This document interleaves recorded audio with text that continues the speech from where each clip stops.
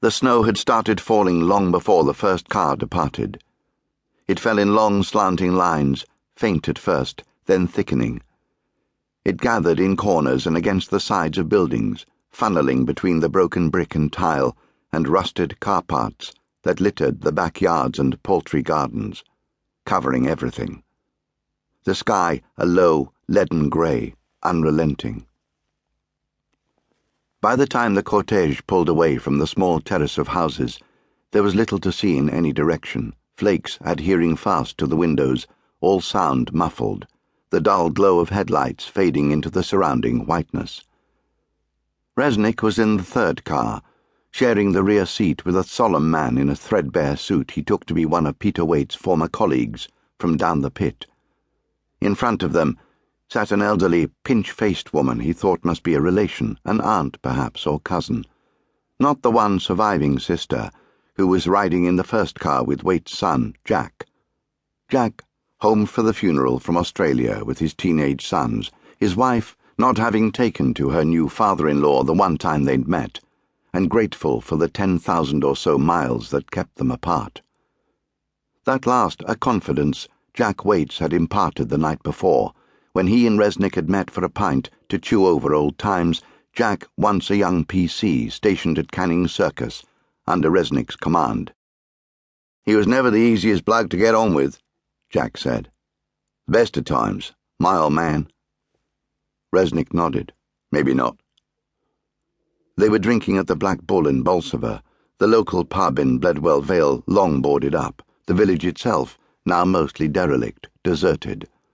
Only a few isolated buildings, and the terrace of former coalboard houses, in which Peter Waite had spent most of his adult life, still standing. "You should have lived with him," Jack Waite said. "Then you'd know. You didn't come out of it so bad." "No thanks to him." "That's harsh, lad. Now, especially."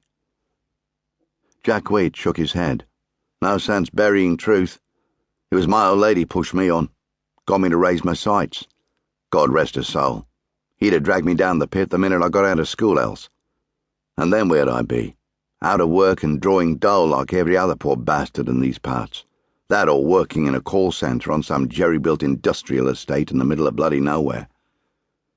Less than 24 hours back, and you could hear the local accent resurfacing like rusted slippage in his voice. No sense arguing.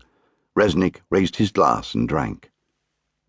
There was truth, some, in what Jack Waite was saying. His father, obdurate and unyielding as the coalface at which he'd laboured the best part of 30 years, until, after strike action that had staggered proudly on for 12 months and come close to tearing the country apart, the pit had finally been closed down. Resnick had first met Peter Waite in the early days of the strike, and somehow, despite their differences, they'd gone on to become friends.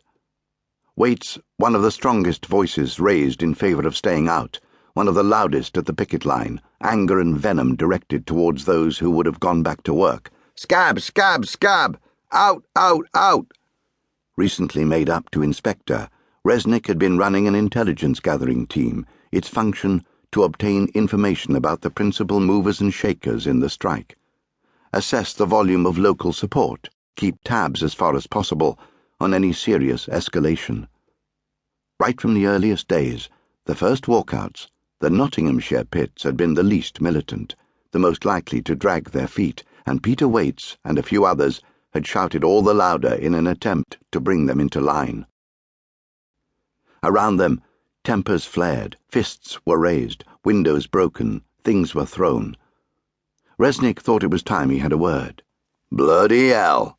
Waite had exclaimed when Resnick, battered trilby, raincoat belted tight, wet enough outside to launch the ark, had walked into his local and sought him out. "Taking a bit of a risk, aren't you?" "No, I am, then." "Not the only one with eyes in her backside?" "Good to hear it." Resnick stuck out his hand. The men, 5 or 6, who'd been standing with Waite by the bar, watched to see what he would do, only relaxing when he met that hand with his own.